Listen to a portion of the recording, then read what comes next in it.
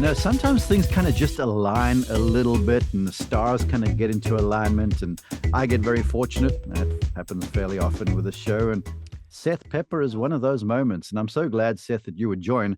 Welcome to our show. I appreciate you reaching out. Thank you, Mark. It's a pleasure to finally have a conversation. Well, yes, look, a lot of that's on me and folks who listening or watching, you can on YouTube. I had to cancel the last event because I had a deer run into the side of my car, but that's an aside. Seth's laughing at me right now because it is kind of random.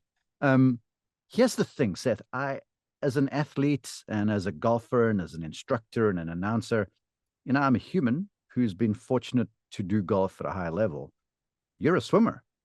Yep. But the more we've spoken, the more it seems like everything about what we do, apart from the medium on and in which we do it, is completely the same. So tell folks a little bit about you before we get into it. Sure. Yeah, I'd love to. I have a really unique journey. I was 14 when I decided, it's kind of that age where you start to make decisions for your future. Yeah. And so I grew up in a household that didn't have athletes. My parents were both artists. Dad built guitars. My mom was an author. And so all of a sudden I was bit by the Olympic bug. I wanted to go to the Olympics and I didn't 14. have, Huh? yeah, 14. Yeah, yeah. What an age to start. Yeah, most folks would tell you, well, that's a little too late, isn't it? But your Yeah. story is so cool. So go ahead. Well, that was on my mind. I Mm. definitely was like, okay, it's now or never. Um, and so I started studying the Olympics, and it really was this sort of what I now call a mental experiment, where it was just like, okay, let's see if we can do this. And I looked at all the different sports, and I come from a small town in Oregon. And so I was like, what sport can I actually have access to? And narrowed it down to swimming and watched just the Olympic swimmers after a while. And girl won the gold medal. And, the announcer asked, if there's a kid out there that wants to do what you just did, what would you recommend? And I remember saying, whatever she says, that's it. I'm going to do whatever that is. Mm. And she said, I went through the YMCA program. So that's the youth athletic clubs that we have throughout the United States. So I went down to the local Y, walked up to the head coach, and I said, I want to go to the Olympics, which is pretty unique. And, And you he know, or she said, okay, son. Right. Okay. and so the next logical question was, so do you know how to swim? And I said, no. And then that's when the laughter started. So, Okay. so it's that I want you to go learn how to swim. You're going to swim with the 8-year-olds, right? So they're really basically coming up to my waist in height. Yeah, but to me, the reason why I tell that part of the story is just that what looked like a disadvantage became a huge advantage All right. because I just started with basically in a constant state of failure. I just didn't have, any awareness of that. It was just basically everything was learning. Mm-hmm. And so that really sounded foundation for, what really excited me was how do I get better? It wasn't really the accomplishments because the accomplishments didn't really happen for a while. And at the same time, even though my dad wasn't an athlete, he was always interested in self-development. So Yeah. he'd have all these Dale Carnegie books and, all these different books on how to better yourself. He had this one book on memory. And in that book, there was a study on the East, this was East German, so it was a while ago. Yeah. And they had 3 groups. They were testing and basketball, shooting free throws. One group, all they did was physical training. Then they Mm. had another group that was doing part physical, part mental. And that was the first time I even, knew that you could train your mind. All right. And then they had another group that didn't even touch a basketball. It was all mental. Okay. Results came back. Lowest score was physical only. The mixed group was the highest. And then this group that didn't even touch a basketball, all they did was train their mind, was just a little bit below the top group. Mm-hmm. So immediately I was like, okay, this is it. This is my X factor. This is how I can make up the distance in a short period. Yeah. So that's kind of got me started in this sort of going down the rabbit hole of, all types of things that you could do mentally. And it really Before got we me go, into, hold on, yeah, before go we go for down there, because I can sense that I'm going into this rabbit hole with you and the listeners are too, it. because you got me hooked. Um, Yeah. you said, and I want to sort of paraphrase here, you go, I learned. I was in a constant state of failure. And so I Yeah. was learning, and it was a luxury. Now, sounds awesome. That sounds romantic and sexy as heck. But constant state of failure, golly, you speak about mental development. It takes someone who's pretty resolute and I don't know, maybe pretty present even, Mhm. because it's Mhm. easy to live in failures, yeah, especially nowadays. So I'd like you to elaborate a little bit there too on just the mindset of being okay with failing day in and day out. That's a great question. I love how you phrase that. I think, there's something about my personality where I just focus on the end result, Right. right? So I was really focused on the Olympics. I'm going to get there. I just don't know how I'm going to get there. I Mm-hmm. don't know where that came from. That was just a determination. Now I just call it a healthy obsession, especially with how it relates to what I do now. It's trying to ignite something inside others now that was already inside of me, which is this curiosity, and then what I started to do, with the work that I do now was to really study the greats. I call it the blueprint of greatness. Okay. These people that are self-made, you see someone like Kobe Bryant and what he was able to accomplish. But if you really study his journey, you really find out that he was the same way I was, where he was just trying to figure out, how do I get better? And that became his motto, just get better. Mm-hmm. So that's really, I mean, eventually one of my coaches was Michael Phelps's Olympic coach for five Olympics. And he said, what set you apart, Seth, was that I saw you get more electrified by a really bad race than an easy win. Because in a really bad race, there's a lot of information to collect. Right. I was excited by information. So Mm-hmm. That's awesome. Okay, so let's go back to the why. So you're a 14-year-old swimming with 8-year-olds, which I find awesome, fascinating, hilarious in a way. And here's this guy who's okay with putting his ego aside for the end goal. So you Mhm. through the why, I'm guessing you obviously get better because then you start developing some and you start becoming competitive, I guess. When was that moment? Because as a a coach deep down, you always have parents and aspirant athletes. Is like, when is the right time to dive? Mhm. Now you and pardon the pun there, but to dive into the golf tournaments and to then fill the water a little bit, and then when do you get in bigger races? You know that deciding, okay, when do I keep on progressing up the levels of improvement and competition?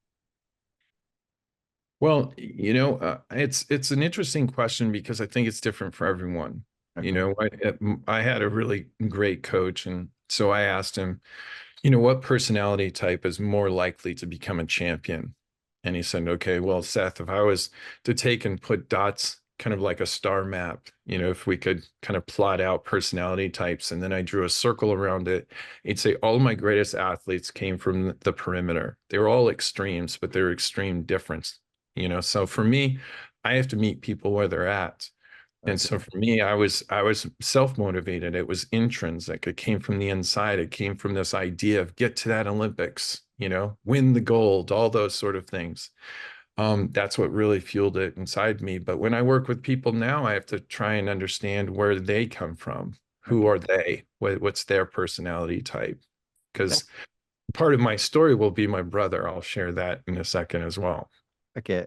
All right. I feel like we've touched that enough. And with so many of these elements, I could mine this stuff and we could make it a show by itself. But in the interests of giving the overarching thing here, and I'd written down here, unlimit your potential, which is your business catchphrase, and then Mhm. fearless. I want to keep moving along. So then there's high school. Then you end up Mhm. going to the University of Arizona, All Yeah. America there. Yeah. For a while, though, I read in one or other article that you and your brother, who you touched on, were training, winning races, and your parents had no idea. They were just taking you to and from practice. And as a parent of a two talented young girls, I find that so freaking liberating. And I wish I could be your parents because I'm so invested in this stuff. It keeps me awake at times. Yeah, yeah. These days it might sound like neglect, but like I said, my parents, they didn't really understand athletics. There was no pressure. They treated it like a hobby.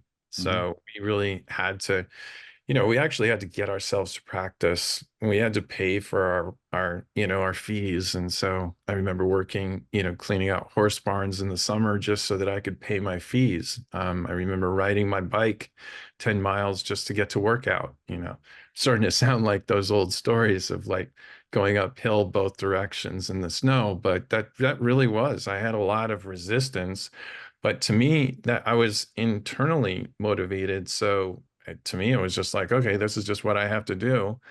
And all those things ended up serving me later on. I had a stronger kick than anyone I ever competed or trained with. You were And I working know the it's horse because I barn. rode my bike so much. Okay, right. Yeah, true. Yeah. And then you baling hay and you're doing horse stuff, which you got to be strong, country strong for that kind of stuff. So yeah, you in a strange sort of a way, you've got this wilderness time where you're investing in yourself as a swimmer and an athlete. Exactly, exactly. And I think that really was something that was important to understand that it was my choice. I Mhm. think that I joke, but I'm kind of serious about it with working with all these elite people. You kind of almost are self-tortured, right? You have to go to a level of, sacrifice that nothing on the outside world could put you there. Right? You have to want it like more than anything. And I think that parents can mean well and they can do everything right. But somewhere inside that fire has to be lit. And if it's not happening inside, then there's no pressure from the outside that's just going to force it into being. And so that's what I try to do is ignite, a light inside someone. And what I start with, unlimit your potential, is something that just when I was a little kid, that's what started my curiosity. My Mhm. mom was manic depressed. And so, to me, that was this sort of, yeah, I didn't understand it. It was different. And so it was a different pattern from my pattern. And so it's just, I think that's what started this sort of pattern recognition is what I start to see now. It's just like this. I'm looking for expansion. When you look for expansion, you're going to have contraction, you're going to have blockages. Mhm. And that's all I'm trying to do. And when people ask me, what's the simple on what you try to do for people? I just try to help get people out of their own way, basically. So, That is awesome. That is so cool, and it's the kind of moment where I just want to go, Sila. Let's just keep quiet for a minute and let folks just consider what you say. Um, because it truly is. I watched a fascinating clip by Novak Djokovic the other day because I have a young daughter who's showing some proficiency in tennis, and the whole thing with him was just the mental acumen of a player. And he goes, you get to a certain level, and that's sort of the separator. And so they're like, well, it looks like you're so hard to call. And this is the announcer talking, we can't read your mind and stuff. It seems like it's a gift, the mental strength. And he goes, oh, no, it's not a gift. I work harder on that than what I work on my physical tennis skills.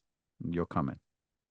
yes, I agree completely. That's why, I feel like coming from personal experience of being, eventually I did win the national championship.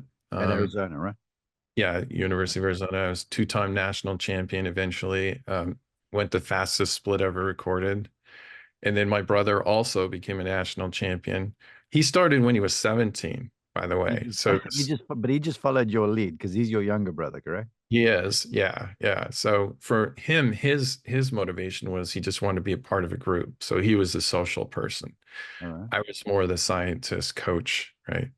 Mm-hmm. Um, and he trusted me. He's a younger brother, 2 years younger.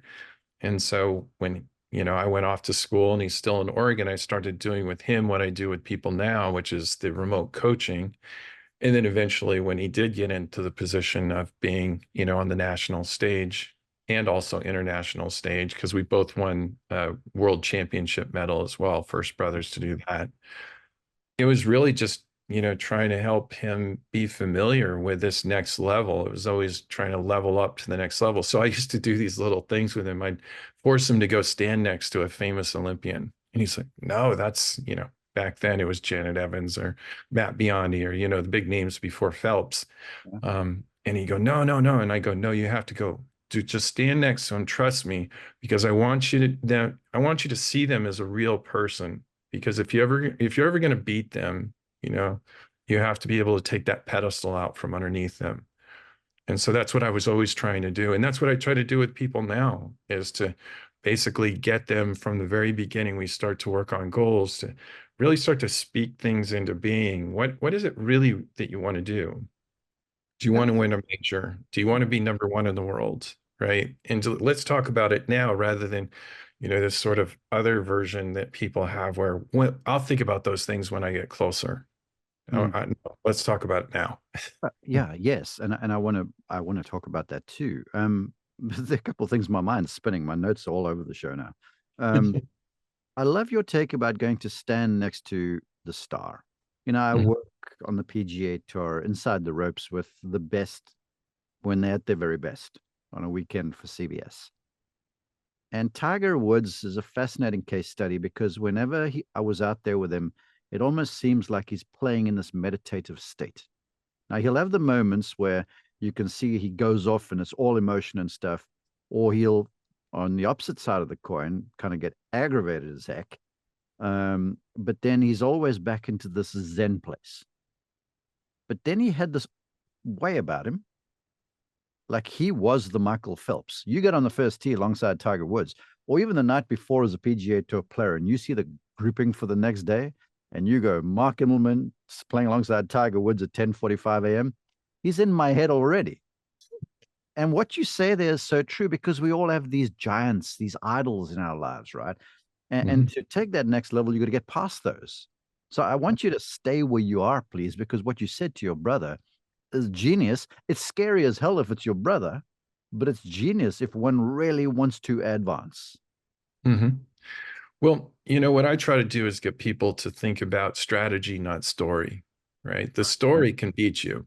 Mm-hmm. Strategy, if we can stay in strategy, then we can be in that quiet Zen like Buddhist, Yeah. which is what Tiger grew up with his mother, Mm-hmm. her influence. He made the comment that he felt like he was in a state of meditation all day long, Yeah. and that's the way he started.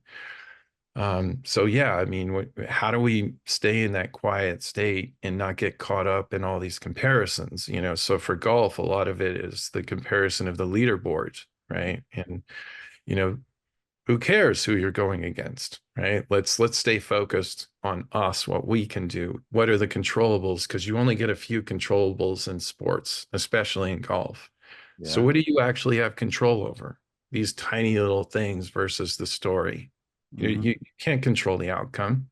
Everybody's going to do what they're going to do. The weather's going to do what it's going to do. You have to stay focused on what you have control over. Love it. Okay. I want you to put this in your hopper for a second. Um, Yes. the the mindset of I can always go faster and breaking through that barrier. Okay. But first, I want to get back to something you were saying, and you got my mind spinning. And I had mentioned it to Jim Nance one time. He was on this show, and he's called all the great events in sport in the United States. And so he spent time around the Tom Brady's of the world and all of these legends of whatever sporting code it is. Jack Nicklaus, you know them. And so I asked him, because I always felt that, like for me and my younger brother from South Africa, our out to the big stage in America was golf. So we had like one chance. And to a certain extent, it sort of bred in me, and this was what I understood from you and your brother, that there was a luxury, if you will, to kind of coming up hard, being okay with working in the stable for a little while. Um, Jim kind of tended to disagree because he goes, look, I know lots of folks that came up privileged, but I kind of get where you're going, was his response to me. What say you to that observation? Well, I like to, take people into stoicism, right? I know Mhm. Rory is big into stoicism, Mhm. and, your obstacle is your way. Yeah. What your obstacle is not my obstacle, right? And so your resistance shows up and it's here to teach you. And so if we can look at the resistance as this blessing versus this curse, then it changes the relationship to everything. And so rather than thinking, oh, I started at 14, I have this great, like, how am I going to do this? This sport is so popular. The odds are way against me. It was just, no, every step had a purpose to it. And that's what I try to get people, because you're going to have ups and downs in careers. And I try to point this out with people. I was like, go watch when Tiger won, the Masters. watch him cry, like fall into his dad's arms and cry. Watch Michael Jordan, and when he won the world championship and he's in the fetal position on the floor, Yeah. that's what it took to win. That's the amount of resistance and the amount of sensitivity that it takes internally for them to constantly having to figure out, how do I do this better? Hmm. Right. So backwards engineering. And so I think that that's very important to go through some sort of adversity, and it's just, part of the pattern. Oh man, I love you. I'm thoroughly enjoying this conversation. I hope the folks listening to and watching it are too. I'm going to get back to my question because I can only imagine now. So I'm sitting here and I'm imagining Seth as a young, maybe even Olympic trials. Hmm. And you have to swim a certain speed or win the race or whatever. I don't know what the qualifying criteria are, but I'm guessing it's one of those two. But in training, you're like, okay, I know that 1 minute 57, whatever the number might be, is my goal. And you are swimming your proverbial booty off, and you're just not there, and you're just not there. And it's like that barrier. And in golf, these barriers are real. It's 190 and then 85 and then 80, and then 70 is almost impossible. Um, Speak to that, like just finding that extra bit, because I can imagine when exhaustion is set in for you and the water is cold and everything is just sucking, you got to Hmm. embrace that suck and just go harder somehow. Talk about that. Well, it's interesting because especially with golf, I'll keep it on golf if it's okay for a Go for moment, is that you have 4 rounds, at the highest level. it. Hmm. So what I see a pattern of fear of failure at first, and then when you're in contention, it becomes a fear of success, right? So it flips, and then all of a sudden it's like, oh, I might mess this up, right? So these are two extreme dynamics that humans are really dealing with. And I think that's what gives me sort of, if you will, an advantage, because I come from personal experience of putting everything, like literally everything, into this one moment, which is going to be decided. You either make it or you don't make it. You just put a decade and a half of all this sacrifice, and you're going to walk away with the results. Very few people will experience that level of commitment and dedication. And then those extreme, life or death sort of, outcomes. And And then so you've got to wait 4 years for every Olympics too. You can't jump back. You can't jump back in the pool next week and make up for it. Yeah. Okay. exactly. Yeah, 4 year blocks. And Yeah. so for me, I'm used to those. And so I call it the performance battlefield, which, Hmm. I would imagine it's the same. You have a bullet flying by your head, and all of a sudden that's a reality check of, oh, my life's on the line. So basically that's what's happening in a performance, field, is that all of a sudden everything is on the line, and you either make it or you don't make it. And where my story ends up going is that when I first started out, when I got really interested in power of the mind, I got into the subconscious mind, and then I got into visual, cues and hanging things up on the wall, all these things that kids do, which is interesting. I try to get people to go back to being a kid again. And so I took this Olympic, it was an Olympic edition of Sports Illustrated, Pablo Morales, cut it out, cut his picture out, put it on the wall, put my picture so that I could see this every day. And it would just be this trigger, kind of like a post-it note. Well, when I won the national championship, he came off my wall, and he was the guy that handed me the trophy. So Yeah. great story. Oh, all right. That's a fantastic story. All right. Yeah, yeah. Well, it happened twice. He came into my life twice. The second time, he handed me failure. He came out of retirement, and he did what's never been done before or since. In one season, I had to compete against my idol, this guy that was on my wall. Now it's me and him going at it for the Olympic team, and he took the spot on the Olympic team that I would have taken, and I was the alternate for the Olympics, and I watched him on TV win the gold medal, and there was only 2 inches difference between our result.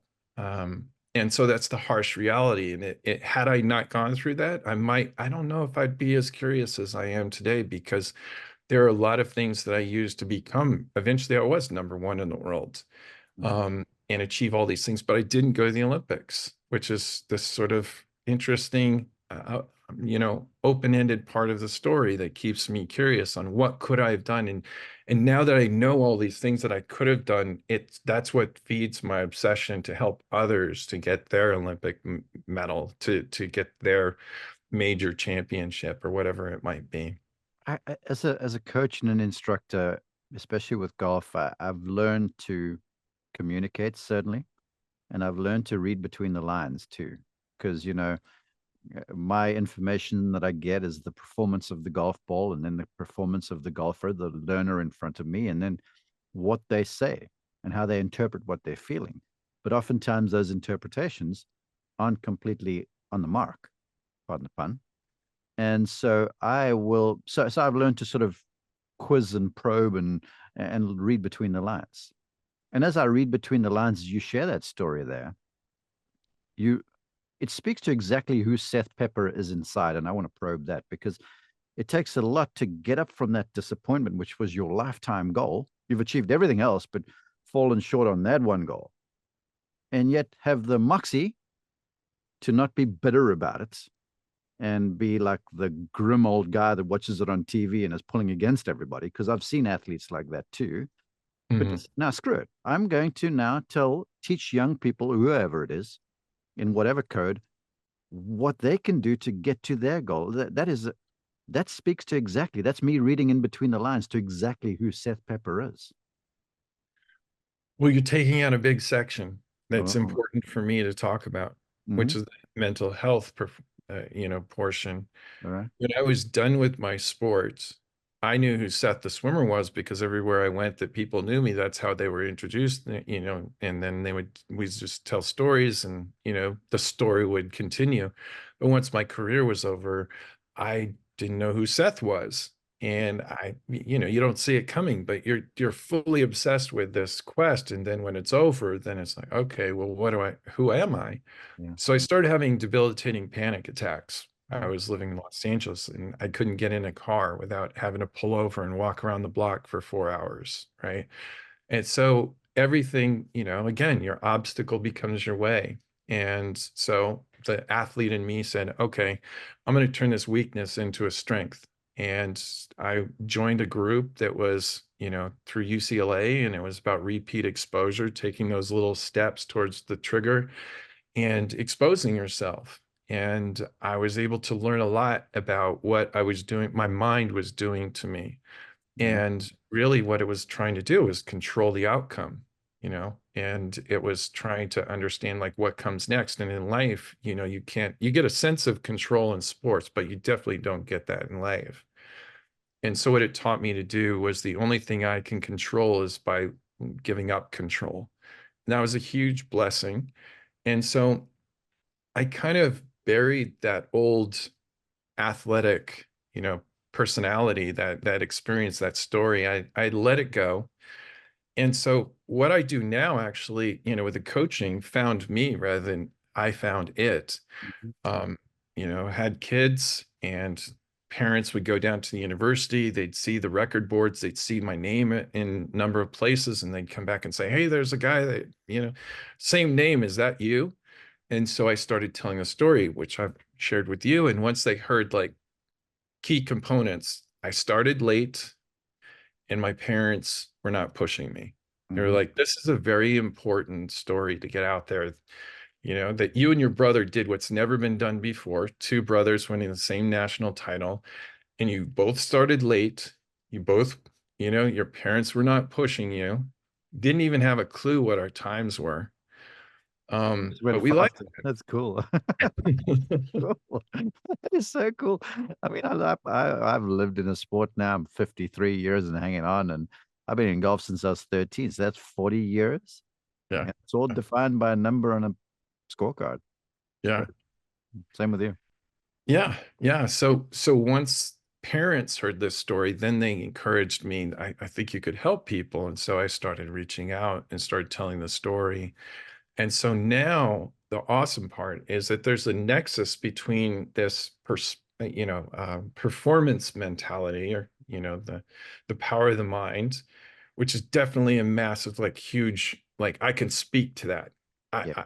I work with a champion, as you probably know, because you've talked and been around and been a high performer. You just know, there's a frequency. You just know one conversation, this person's going to be great at something, right? Yeah. So I can dial into that frequency, that radio station. I know that right away. Uh-huh. But I also know that if they don't have a sense of who they are outside the sports, that there's a balance that's going to be off. And that's when we spiral, is when we over-identify with the achievement, the score, the grades, the rating. Then all of a sudden you're setting yourself up that one thing goes wrong. And now it's a sense of who am I? Like now I'm a failure as a person, an identity, and it spins out of control. So the next component of my life of mental health, of knowing that, we're a human being, not a human doing, and that your sport should be a choice every time you go and do it. It's a choice. It's not that I am a golfer. No, you're a human being, and a human being learns but through failure, right? And you choose to play golf. And if you're conscious of that, then guess what? You can play golf at a whole nother level, because now your life's not in danger, but you can almost create this sense of urgency like your life's in danger, Yeah. right? With enough, sort of detachment to be able to have that next level of intensity. Speaking of frequencies, it's like you were reading my mind there, because as you were talking, I was thinking to myself, I'm at a crossroads here as the moderator, I guess, not the interviewer of this conversation. And my crossroads was, I'm like, we have a global audience of golfers from all skill stations, from rank beginners to elite professionals, from coaches. Lots of coaches listen to this. And I'm like, all right, a second. How am I going to now meet everybody where they are with this conversation? Because it was sort of dealing with elite. And so I was, trying to jot down notes and listen to you because I'm fascinated. And you helped there because you're right. Whether you play golf to bogey golf or whether you're winning tournaments, you're just a human being who plays golf. Yeah. And if you're able to relate, um, honestly, be true to that, I'm assuming you're going to help me with this now. This is what's going to help you to elevated performance, no matter where your skill station is, correct? Exactly. And so if you go back to when you go out and, I call it the feedback loop, you go out and you test something, right? You get results, which is data. Yeah. And if you relate to it, it's okay. Like in golf, I say it's okay if you have a kick the bag moment, right? It's Mm. okay to be, disappointed for a moment, but you don't want to identify with that result. Oh, That's not your identity. You are not a loser because you had something that looks, like failure. You just move through it and process the data. And, the ironic part is that you lean into this discomfort, this failure, and you're actually going to collect the most amount of information possible. That's why I got really excited about a really bad result. That's why Michael Jordan, after winning 6 championships, his Nike commercial was all about failure, right? I yeah. missed 5,000 shots and Mhm. 28 games I've been trusted with the game-winning shot and missed. He wanted to talk about failure. He didn't want to talk about 6 rings. It Yeah. was about knowing this intimate relationship with failure. And so that's what I try to help people with. When one of our greatest, human development stages is when we're learning how to walk. Well, the average toddler falls 69 times every single day. The difference is it's not failure to them. It's just, this is what I'm doing. I'm being, Progress. right? I'm just going to get back up, get back up. And that's what I try to help people with, is their relationship to failure. Well, you used the term performance battlefield earlier, and I've oftentimes used the moniker the battlefield of the mind. And so now I want to ask you to do this because folks, you look, they can obviously work with you. They can reach out. We'll talk about that in a minute. But you sent me this awesome deck, slides and stuff that had a lot of this in there, and I want to sort of go here with you. 2 or 3 keys as takeaways for folks to go, all right, I've listened to Seth. Wonderful story. He's so correct. All right, now I want to armor up for this battlefield. Mhm. Share with them 2 or 3 marching orders, how you can, win on the battlefield, or at least prepare the mind to be able to go out there, get knocked over, get back up, and keep charging forward like William Wallace. Mhm. Well, I think, a lot of what we've spoken on, with the relationship to failure is important. It's your relationship to pressure, so yeah, every time you have an opportunity in your life, whether it's asking someone out on a date, taking a test, making a presentation, or going out and playing in a golf tournament, the more you care about something, the more pressure is going to be there. So your relationship to pressure is really important. Yeah. Pressure will never feel comfortable. So reframe it as an opportunity. Hmm. So I think that, ultimately what I try to help people with, and I've heard you speak on this, is, being present, being in the moment, All right. flow, you know. I think that that's the moment where we transcend, and it's not about us, it's not about our story. It really is about just being in your body. And that's where, if we had a little bit more time, I would take you through it. But, that would be a whole nother We'll episode. do it. We'll do it again. We'll do it again. I I was second my sophomore year, my second year. I was second in the nation going against the Olympic gold medalist, and he outtouched me at the very last stroke. I was second my third year, and then this thing happened. I called the F it switch. Hmm. Don't want to have to bleep anything out. Where my senior year, all of a sudden, I was just something happened. This switch happened where I transcended the moment. It's like in Luke Skywalker where they say, trust the force, which is allow the life force to go through. So, part of the deck that I was talking to you about are the three M's. The first M is the mechanical. You have everything that's, the physical. And then there's the mental. And we talked a lot about the mental. And then there's this third M I call the magic, which is the belief, right? Where, we're trying to go and transcend, and for you to be at your best, it's about you, but it's not about you. It's about something bigger than you, and it kind of flows through you. And each person has a different, relationship to that. And, in golf, there's a lot of people of faith. So God works through you. Hmm.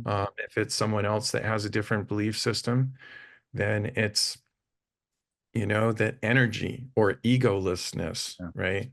But I've collected all of these stories, all these in golf, they'll describe it some of the best rounds. I've heard all the best, they use a term blacked out. They all say this blacked out. And so I always follow it back. Your thoughts become your words, become your actions. So I listen to interviews after a big breakout performance to hear their thoughts. And they're using the same language. What is blacked out? Blacked out is the flow of the zone, the moment being present, being in your body. And that it's happening through you, but it's not about you. Hmm. So Okay. is that helpful? Yeah, no, incredible stuff. Truly incredible stuff. This is one of those that folks are going to have to listen to a few times, and one of those that'll keep on giving, just like you. This podcast, you can go back and listen to it, and something else, I guarantee you, people, something different will jump out at you each time.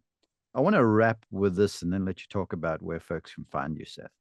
Um, you talked about controlling the controllables and being okay with uncomfortable. Golly, golf is going to have you uncomfortable 95% of the time.